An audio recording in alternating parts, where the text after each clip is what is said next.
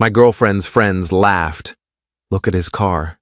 Is he your boyfriend or your Uber driver? She stayed silent.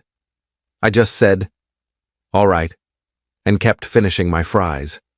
Moments later, someone rushed in from outside, stopped right beside me, held out a key, and said something that made all of them freeze mid-laugh. I'm 35, and until last weekend, I thought I was in a relationship where we respected each other. My girlfriend and I had been together for about 18 months. We met through a dating app, had a normal courtship, no red flags early on. She worked in marketing, made decent money. I do consulting work, good income, flexible hours, comfortable life. Nothing flashy, but stable. The problems started subtle, maybe 3 months ago. She began making comments about my car. I drive a practical sedan, paid off, reliable, gets me where I need to go. Nothing wrong with it. But she'd started dropping hints about how nice her coworkers' cars were. How one guy drove a luxury SUV, another had a sports car. Never direct criticism, just observations. I didn't think much of it at first. People notice cars, whatever. But then it became more frequent. We'd be out somewhere and she'd point out expensive vehicles in parking lots. That's a nice one. Must be successful. Always with this tone that implied something about me. I should have addressed it then, should have asked her directly what she meant by those comments. But I didn't want to seem insecure or paranoid. I told myself she was just making conversation, that I was reading too much into it. Looking back, my gut was telling me something I didn't want to hear. Last Friday, she invited me to meet some of her friends for dinner, a group she'd known since college. I'd met them once before, briefly, but this was supposed to be a proper hangout. She seemed excited about it, so I agreed. She'd been talking about this dinner for 2 weeks, mentioning how much she wanted her friends to really get to know me. The plan was to meet at this burger place downtown around 7 p.m. I picked her up from her apartment around 6:45. She came down wearing a nice outfit, more dressed up than usual for a casual dinner. Got in the car, kissed me hello, seemed normal. We drove to the restaurant, found parking on the street about a block away. As we were walking up, I noticed her scanning the street, looking at the other cars parked nearby. She slowed down when she saw a sports car, made a comment about how nice it looked. I should have known then that the night wasn't going to go well. We got inside. Her friends were already there, 4 of them, seated at a large booth near the back. 2 women, 2 men, everyone around her age, late 20s to early 30s. They waved us over. Introductions happened. Everyone ordered drinks, appetizers, the usual. Conversation was fine at first. Work stuff, weekend plans, some inside jokes I didn't get, but that's normal with old friends. I tried to participate where I could, mostly just listened and observed the dynamic. Then one of the guys, the one who apparently worked in finance, started talking about cars. He'd just leased something new, was showing photos on his phone. Everyone was looking, commenting, saying how nice it was. Yeah, I figured it was time for an upgrade, he said. Can't be driving around in something ordinary forever, you know? Everyone laughed. My girlfriend laughed too. I noticed she laughed a little harder than the joke warranted. The other guy chimed in. I'm thinking about trading mine in next year. Looking at SUVs, something with presence. Presence is important, one of the women said. Says something about you. I just ate my burger. This wasn't really my conversation. I'd heard this kind of talk before. People who measured success by visible displays. It usually bored me more than bothered me. Then my girlfriend's friend, the one I'd met briefly before, looked at me. What do you drive? Just a sedan. Nothing special. What kind? I told her the make and model. It's a mid-range car. Perfectly fine. Reliable. Gets good gas mileage. Everything I need in a vehicle. She made a face. Not obviously rude, but definitely a reaction. Oh, that's practical. It works for what I need. The finance guy smirked. Practical. That's one word for it. My girlfriend didn't say anything, just looked down at her plate. I caught that, registered it, felt something shift in my chest. Then it happened. The other woman, the one sitting at the end of the booth, looked at my girlfriend and said it. Look at his car. Is he your boyfriend or your Uber driver? They all laughed. Every single one of them. Even the finance guy who'd just met me. Like it was the funniest thing they'd heard all week. The kind of mean-spirited laughter that's designed to exclude and diminish.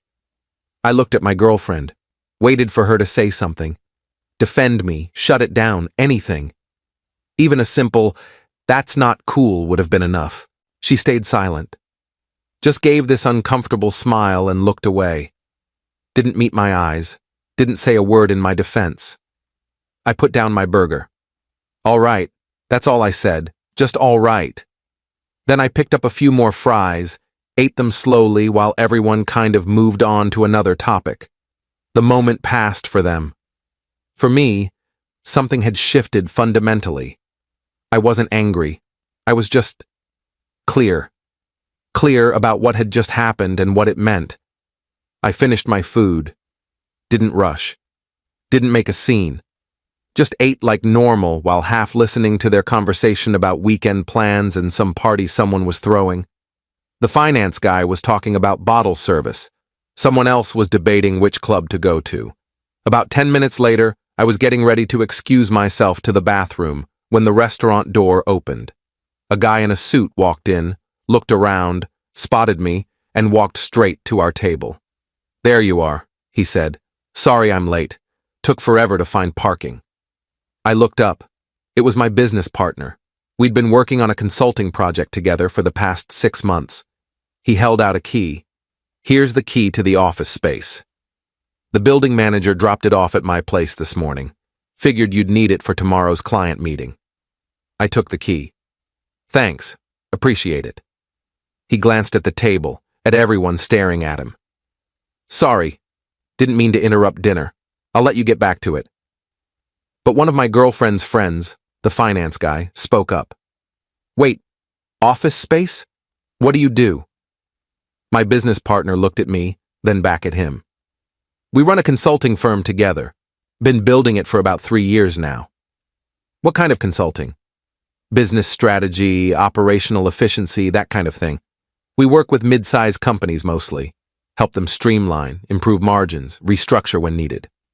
Sounds interesting. Is it going well? My partner smiled. We just closed a contract yesterday that'll bring in about $400,000 over the next 8 months. So yeah, I'd say it's going well. The table went completely silent. You could hear the restaurant noise around us, other conversations, dishes clattering, music playing, but at our table, dead silence. He looked at me again. Anyway, I'll see you tomorrow at 9. Client wants to tour the facility before we present. Sounds good. He left. The silence continued for about 10 more seconds before the finance guy cleared his throat. So, you own a consulting firm? Co-own. Started it with him about 3 years ago. Been building it slowly. And you're working on a $400,000 contract? That's just one contract. We have several running simultaneously. That one's just the biggest active one right now. My girlfriend stared at me like she was seeing me for the first time. You never mentioned this. You never asked about my work. Every time I tried to talk about it, you changed the subject or looked at your phone. I thought you just did, like, freelance stuff. I do consulting. That's what I've been telling you for 18 months. That's literally what I say when people ask what I do. One of the women spoke up. But your car? What about it? It's just, if you're making that kind of money, why drive that? I looked at her. Because I don't need to prove anything to anyone. I drive what's practical. I invest the money I make instead of spending it on things meant to impress people at stoplights. The Uber driver comment maker looked like she wanted to disappear into the booth. The finance guy was suddenly very interested in his drink. I stood up. pulled out my wallet, left enough cash to cover my portion of the meal plus tip. I'm gonna head out. Good meeting you all. My girlfriend stood up too. Wait, I'm coming with you. You should stay. Enjoy time with your friends. No, I want to come.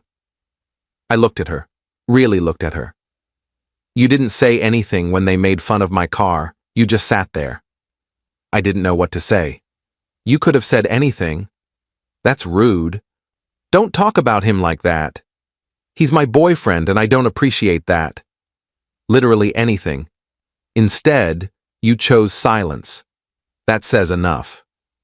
I was shocked. I didn't expect them to say that. But you've been thinking it. All those comments about other people's cars, all those hints. You've been embarrassed by what I drive for months. That's not true, isn't it? I walked out. She followed me to my car, my practical, paid off, apparently embarrassing car. Please, can we talk about this? What's there to talk about? Your friends insulted me. You said nothing. That's pretty clear. I was shocked. I didn't expect them to say that. But you've been thinking it. All those comments about other people's cars, all those hints. You've been embarrassed by my car for months. I never said that. You didn't have to, and tonight proved it. When your friends said out loud what you've been thinking, you didn't correct them. You didn't defend me. You just sat there and let it happen. I unlocked the car, got in. She got in the passenger side. The drive back to her apartment was silent. When I pulled up, she didn't move. So what now? She asked. I don't know. I need time to think. Are you breaking up with me? I'm saying I need time to think about whether I want to be with someone who cares more about appearances than actual substance. That's not fair. You let your friends mock me and said nothing. How is that fair?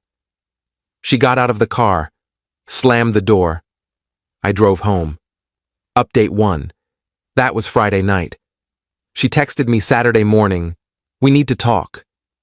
I didn't respond immediately. I needed space to process what had happened. Not just the dinner, but what it revealed about our relationship. She called around noon. I let it go to voicemail. She left a message saying she was sorry, that her friends were out of line, that she should have defended me.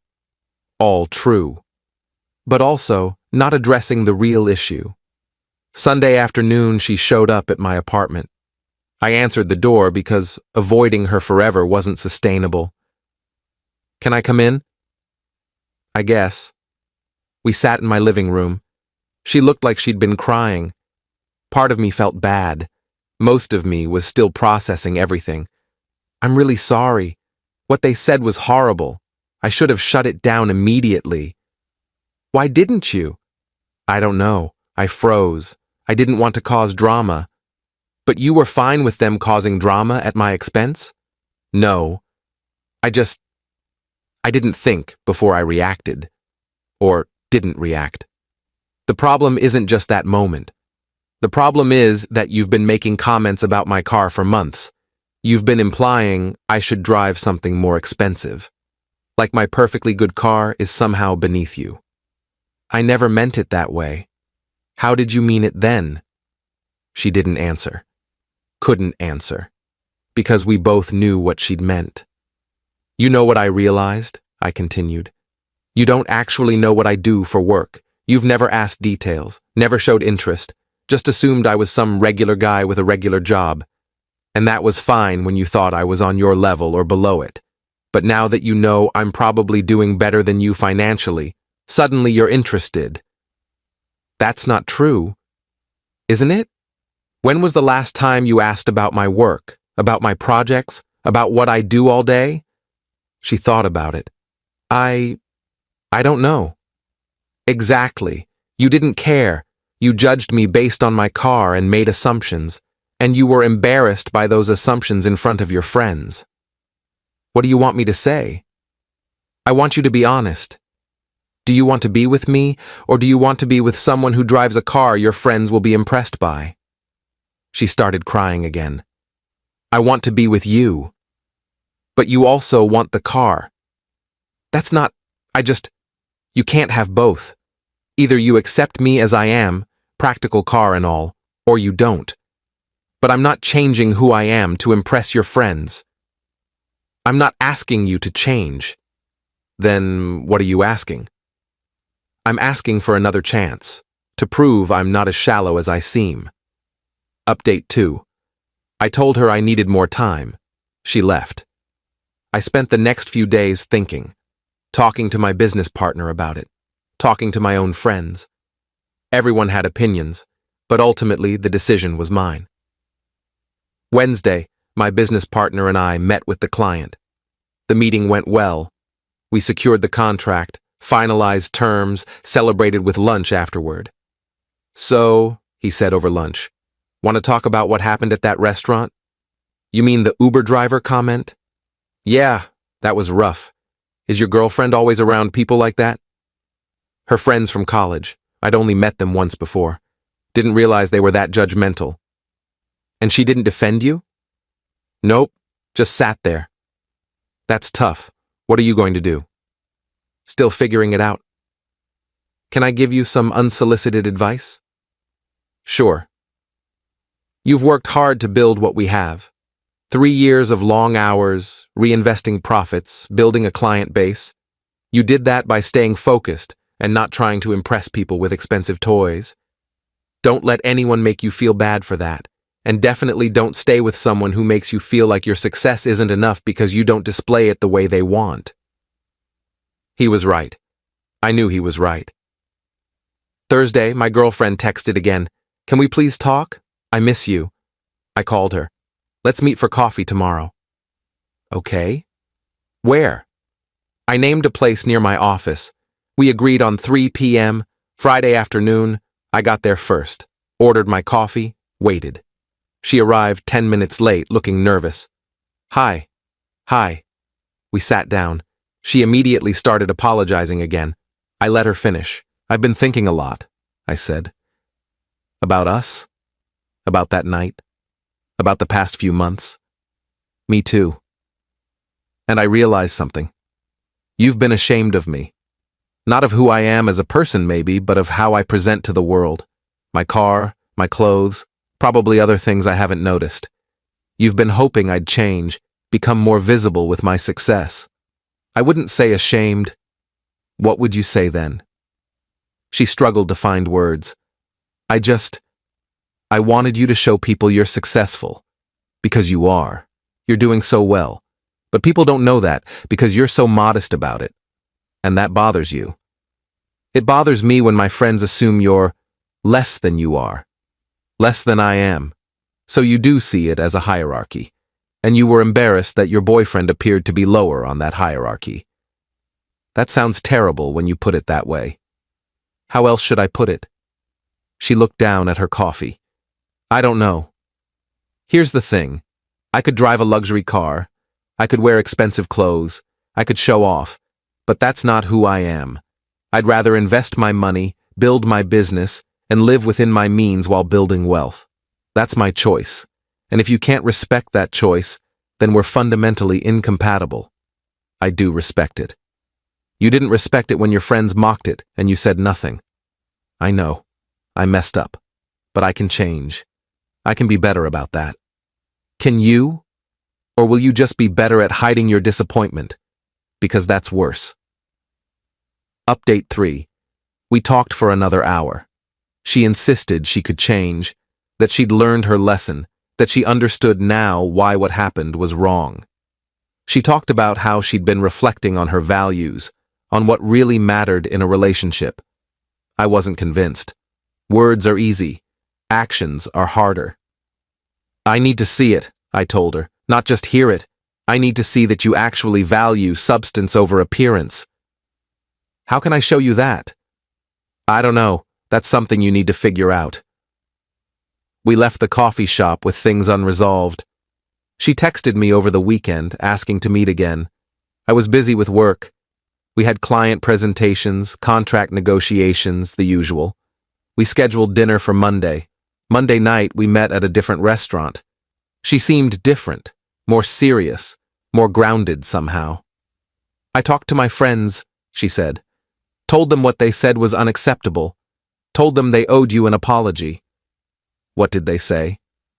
They were defensive at first, but eventually, most of them admitted they were out of line.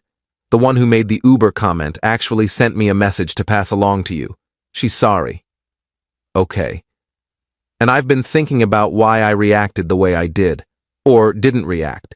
And I think it's because I've been insecure about myself, about whether I'm successful enough. And I was projecting that onto you, wanting you to display success so I could feel successful by association. That's pretty self-aware. I'm trying. I really am. Trying is good, but I still don't know if it's enough. Her face fell. What else can I do? I don't know if there's anything you can do. This isn't about grand gestures. It's about whether we value the same things, and I'm not sure we do. We can work on that. Can we? Or are we just too different in how we see the world? We went back and forth. She wanted to fight for the relationship. I was less certain it was worth fighting for. Every time I looked at her, I remembered her sitting there in silence while her friends mocked me. I remembered all those comments about cars over the past months. I remembered feeling like I was never quite enough for her. Final update. We tried for another month. She made efforts, real ones, stopped commenting about cars entirely, showed more interest in my work, asking questions about projects and clients, defended me when her friends made jokes, which happened once more, and she did speak up immediately.